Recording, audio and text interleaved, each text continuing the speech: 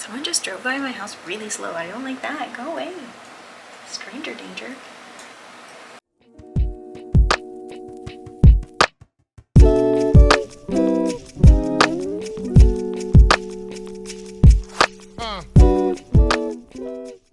Hey, hi, hello, and welcome to my channel, or welcome back to my channel. My name is Andy, sometimes Mouse, and I talk about books and book-related things. And today, we're going to have a conversation about speed reading. I'm going to give my normal disclaimer as we hear animals. It is because I am house sitting, and my doors are open in case they need anything.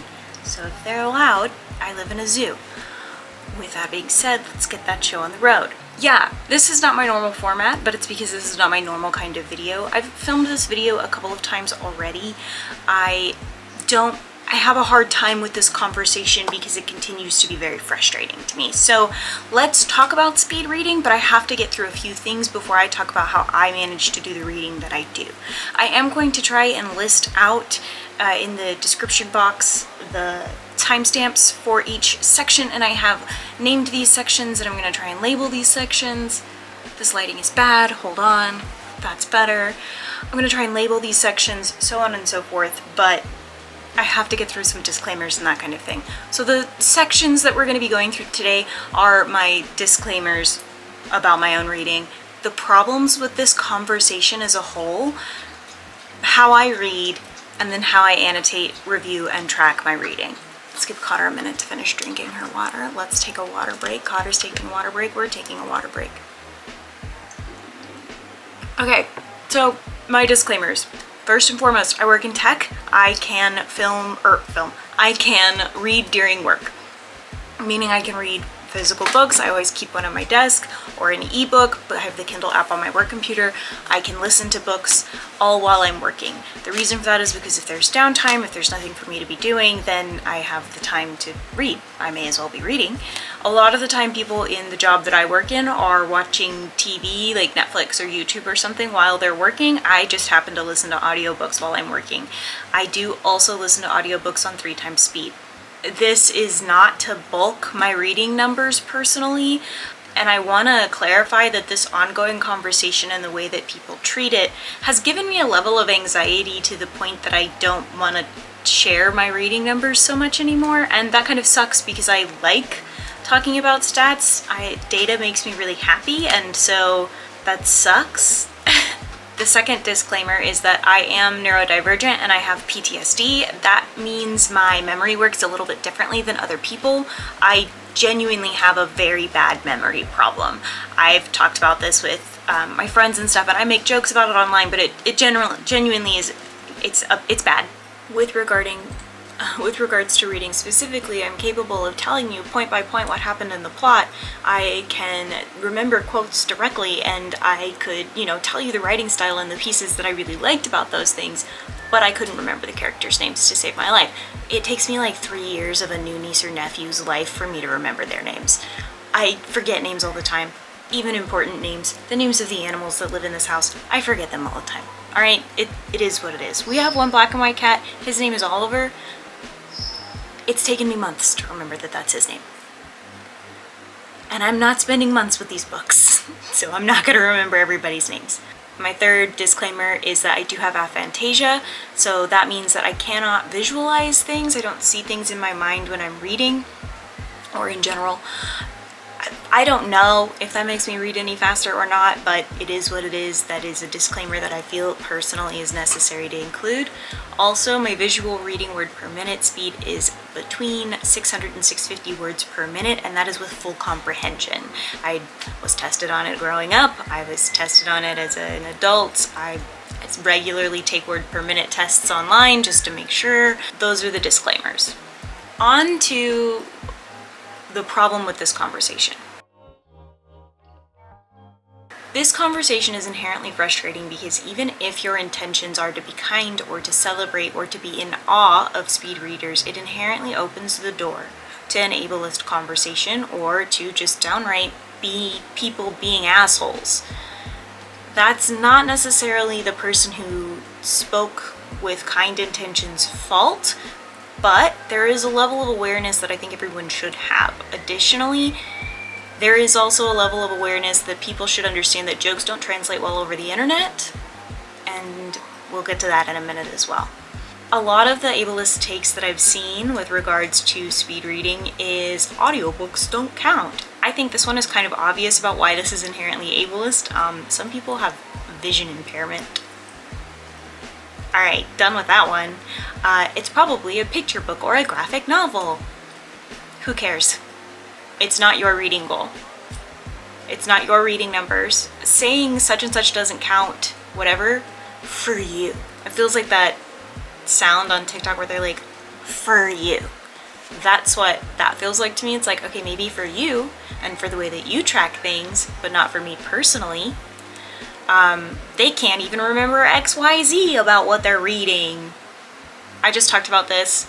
I have severe memory issues, and some of these comments do get to me and bother me because I'm someone who, like, I will have a whole conversation with art about clear your shit and then have to have that conversation 3 or 4 more times before I remember the information, which is why we frequently pin the information. Sorry about the bird. It's why we frequently will pin this information, and so I have somewhere to reference back to it because I have terrible memory. I will lose something out of my hand while, like, I'll put it down and then 5 minutes later it will be gone and I won't find it for months.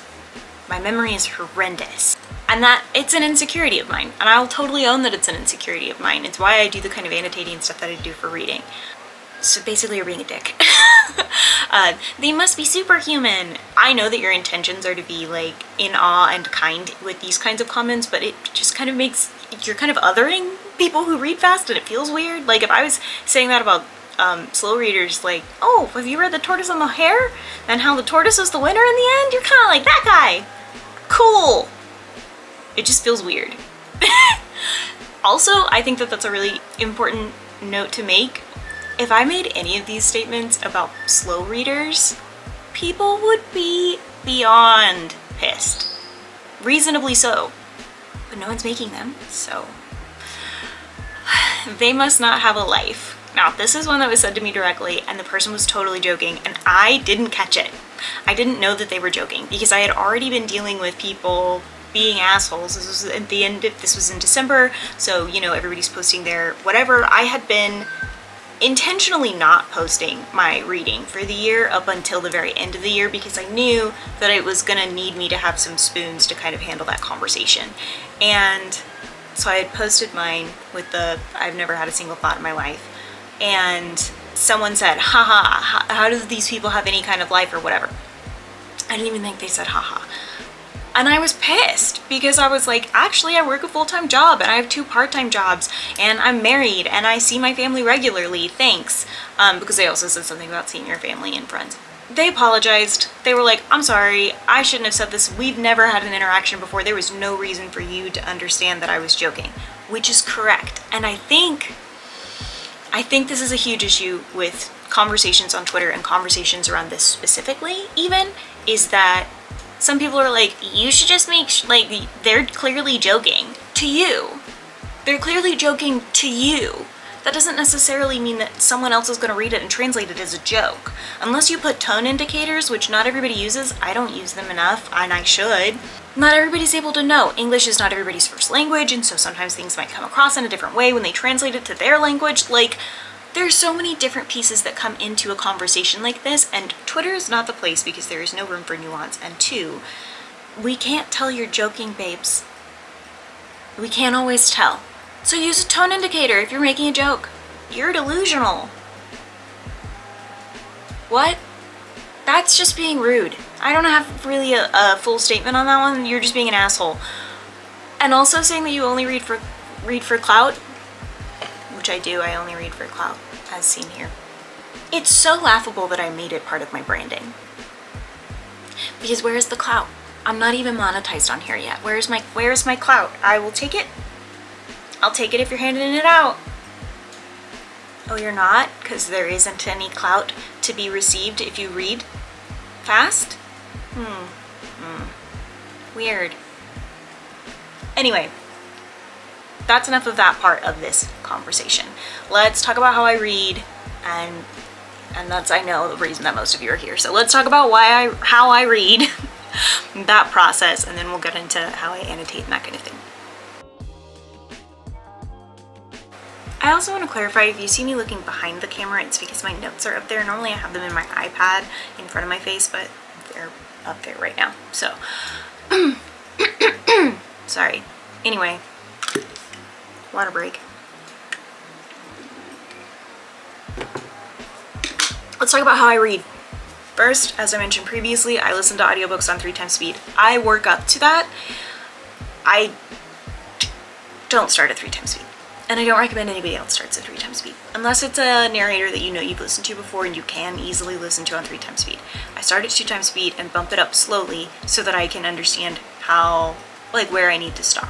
There are some narrators that I just can't listen to on 3 times speed, yet an accent or the way that they read or whatever. There are some authors that some narrators that I have to listen to on 3 times speed because they talk so slow. Like in the Anne Rice books, that guy talks super slow. Same with the old genre audiobooks. Those guys talk super slow. So I listen to it on 3 times speed, and that sounds like normal talking to me. Additionally, my friends and we talk pretty quickly, so it's not that hard for me to make that adjustment. If I'm driving though, or listening to it out loud, essentially, anytime I'm listening to it without headphones, or if I'm listening to it while I'm playing a video game, which usually that also means out loud, but I digress, I stick to 2 times speed, maybe 2.5 at max, because I don't want to miss anything. I know that sometimes if I'm driving, listening out loud, that means that I'm doing something else, like working with my hands, whatever. I don't want to lose focus because the talking is so fast that my reading comprehension can't keep up. And I understand my own auditory processing enough to know when I need to do that, though. Not everybody does. And there are times where I'll be like, oh heck, I was not listening. And then I just rewind and slow the speed down, because that's what that means is, hey, you should maybe slow down.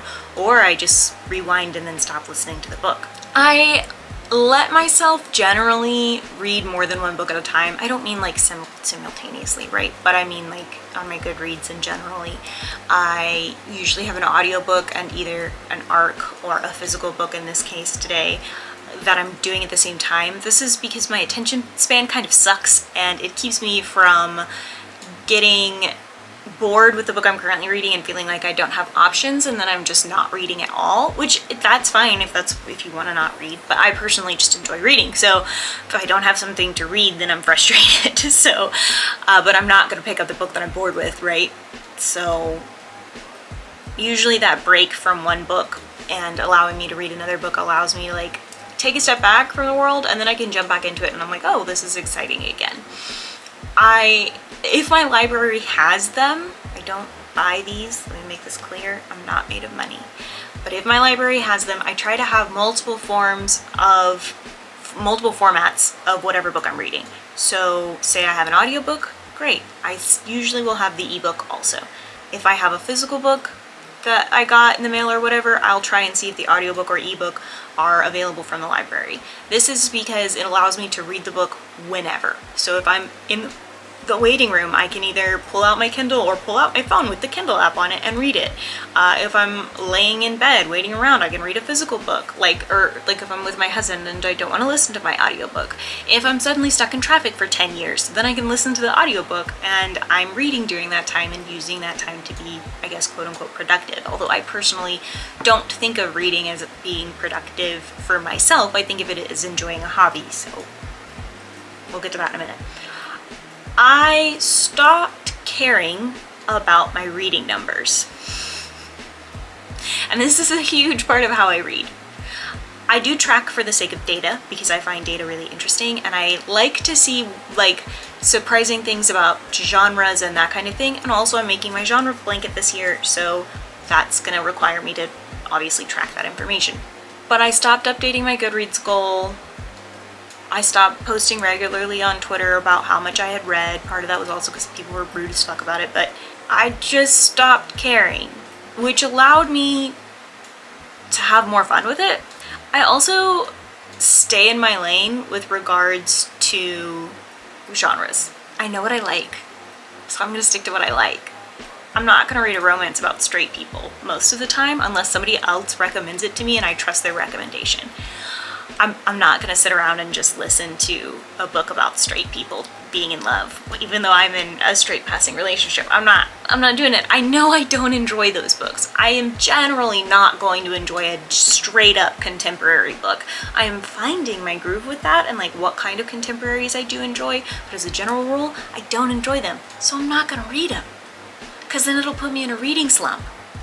And the same thing about avoiding reading slumps here. What I do here is I don't make myself read. There have been several nights this week where I'm like, I don't want to read. I want to play Sims. So I play Sims. That's it. I DNF books I don't like after usually about 25%, 30%. If I don't like it, I DNF it. That's it. I don't have obscure rules about like never DNF. Like, if I don't like it, I DNF it. If I'm not having a good time, I DNF it. If I don't feel like reading, I don't read. That's it. That's how I don't get in reading slumps. I simply do not read things that do not bring me joy. Because why are y'all reading? Why are you reading? If you're not enjoying it, what's the point? I don't mean to lecture you, but like, honey, what's the point? If it's a hobby and it's supposed to be something you're enjoying, why are you reading it? And not having fun? What's the point? That's what shouldn't count, is y'all reading books that you don't enjoy. And I don't mean me reading childhood rereads that are like painful and horrible. That's actually fun at the end of the day, so, you know. Anyway, I think that's it. Yes. Those are all of the how I reads. Nope, that's not all of the how I reads. That's a lie. I lied to you. I'm sorry. Basically, how I also read is like this. I read during downtime. I read instead of watching TV. I read instead of playing video games sometimes, depending. I read while I'm crocheting. I listen to audiobooks while I'm working or crocheting. I read physical books and I listen to audiobooks and I read ebooks, and because it's a hobby and because I'm doing something I enjoy, I'm doing it often. If you think about how many shows you managed to watch in the past year, and you think about how many movies you managed to watch in the last year, or video games you played, or hours you spent on TikTok, and, you know, I've seen the trend right now where it's trade my screen time for reading, or whatever, and I think that's great, but reading is something I enjoy, which makes it a hobby of mine. So I do it when I want to, and I enjoy doing it. If you're trying to force yourself to read and you're not enjoying it, you're obviously going to pick the more enjoyable option of like watching TV or playing a game or whatever, and that's totally fine. I want to make it very clear that I'm not judging anybody for what they choose to spend their time on. However, if you question how much time I'm spending on reading and compare it to how much time you spend on your hobbies, you may find that we have the same amount of time to finish the same amount of things. Mine just is a little bit different than how you consume media, and that's, again, fine. It's just different, and I think people lack that kind of self-awareness. Again, do whatever you want to do and do what makes you happy, but that's also how I read so much. I don't know if any of that is helpful information to you. It is what it is. That's what I do. That's my process. Now we're going to talk about annotating and that kind of thing. For physical books, I have a very, very, very strict and structured layout of how I don't. I use these for notes because I like them and they're pretty and I like that they're tiny. I also use them for work, so they're effective. I use these. There is no color coordination. It is whatever is next. Right now I'm using green because it's what's next. These are from Post-it. I buy them when they're on sale, or my husband buys them for me when they're on sale. I think this is off-brand Post-it from Amazon. Not sure, probably though. But I use these. I use them for quotes predominantly, but sometimes I use them for like, I need to remember that. I make notes for anything that I want to remember, to look into, something about the writing that maybe feels like I need to address, so on. Like, for example, the book I'm currently reading, there is kind of been an excess use of similes, and so I've started using tabs for that and then making notes about it because I want to validate that that is a correct observation about the writing style, and that's how I'll do it.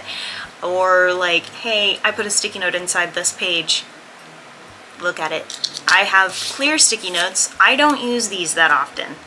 I only use them if I need to underline something, because I know that if I look back on it, I'll be like, why the fuck did I put a sticky tab here? The reason I don't use clear, these are clear sticky notes. I was like, I don't use these as much, and then I didn't explain what they are. They're clear sticky notes. I use them because, or the reason I don't like them as much is because one, I'm left-handed, and this doesn't dry very fast. That's a problem. And two, because they don't dry very fast, and I read very fast. And so they're generally not dry by the time I'm done with both pages. That's a little frustrating.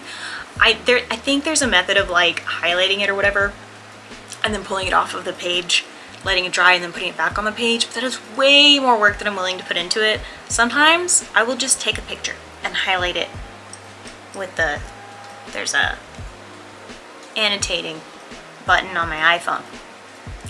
And sometimes I do that. Very, very organized of me. 10 out of 10, super organized. Then I use Kindle highlighting. I don't use the colors because I use my physical Kindle, and that's in black and white, so I don't use the colors. It's whatever is left. I don't generally pick yellow if I'm seeing the colors though, because I don't like yellow. It's too bright for me, but I use Kindle highlighting. If it is relevant enough, I will type a note in. More or less, that's because I don't know if I will always remember why I highlighted something. So that allows me to be like, oh, this was a quote, or oh, this was a red flag, or oh, this was another fucking simile. Why are there so many similes in this book? I do that a lot. I highlight similes a lot because I hate them when they're excessive. So that's that. I use a program called Evernote for my note-taking and review writing predominantly. Evernote is like if Notion and OneNote had a very simplified love child.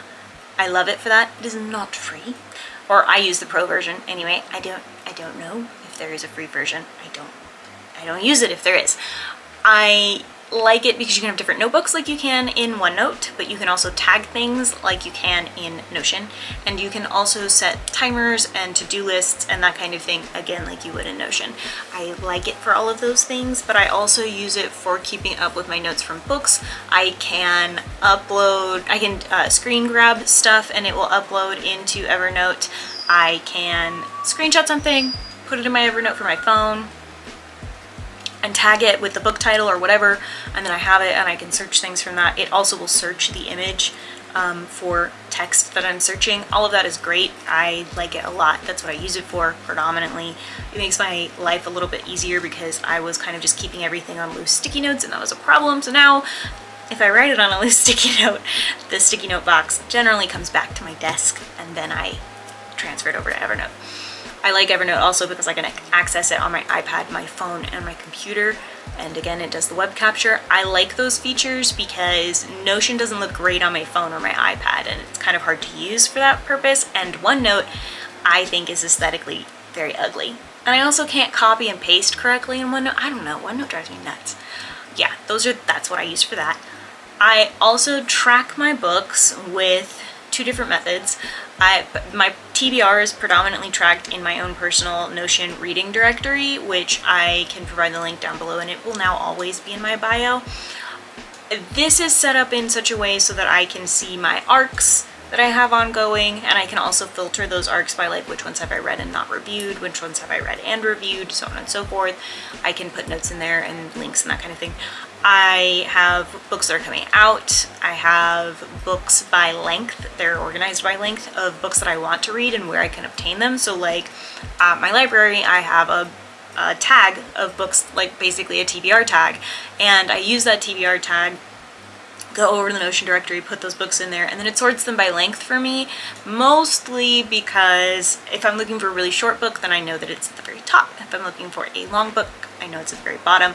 And then I also clarify some things like, is it a new series or is it a continuing a series, whatever, because one of my goals this year was to finish out most of my series and not start new series until I had finished most of the series that I was currently reading, which I pretty much have done already.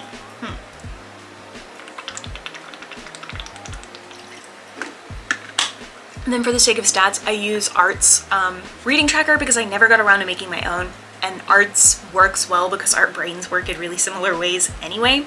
I really like Art's reading tracker. I did add my own pages to it, so I added monthly stats for the sake of videos. I added library books for the sake of additional stats of where I'm getting library books.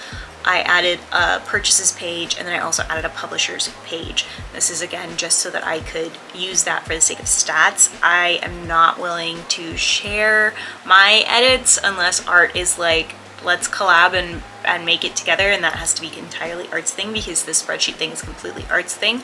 If you want to commission Art to add some pages to her spreadsheet, I'm sure she will more than happily do it, but I just took her spreadsheet and broke it until it worked for me. Like, it works great for what it is, but when I added my pages and stuff, I definitely broke stuff, but then I fixed it, so it was fine. But Art will definitely, she takes commissions and that kind of thing when it comes to Google Sheets. She's a Google Sheets god. I highly recommend looking into her stuff, and the link will be down below as always. So yeah, that's it. Those are the things. I'm sorry that I had to start this off with like, hey, don't be ableist, and hey, I understand that you were trying to be nice, but actually it opens the conversation to people being assholes. I'm tired of the conversation. It has gotten old and stale, and it happens around this time of year every single year, and I'm noticing a trend. As someone who's read as much as I've read, I would like to stop talking about it. Not that part, but the people being rude. I would like to stop talking about it. I feel like I've talked about it until cows come home. I know that it's annoying and probably frustrating to hear for people who are my mutuals or my friends, or just people who watch my shit all the time and comment, and I love all of you, thank you. I know that you're probably tired of hearing me bitch about this, but it's because they won't stop. They won't stop, so I won't stop. I've come to the conclusion that because I am only 5'1", I'm done being a bigger person. I've also come to the conclusion that I'm going to start just like quoting what people said and changing it to talking about slow readers and see if they still think it's a nice statement. Anyway, that's it. That's the video. I don't know how long this is. It's probably 20 minutes long. It's gonna suck to edit, but I'm gonna do it for you. I didn't want to make this video, but I'm gonna do it for you. I hope you guys are having a great day. If you enjoyed this video, don't forget to like and subscribe and share. Comment down below if any of these tips are helpful to you, or if you have any tips that I didn't mention. I would say let me know if you didn't enjoy this video and how I can make it better, but that's tricky, so maybe I don't want those comments. But be nice. If you wouldn't say it to your best friend, maybe don't say it to me. But again, don't forget to like and subscribe and share. I post videos every Tuesdays and Thursdays at 10 a.m. Central Standard Time, and I'll catch you guys next week. Take your meds, drink your water, do something today to take care of yourself. Okay, thanks, bye.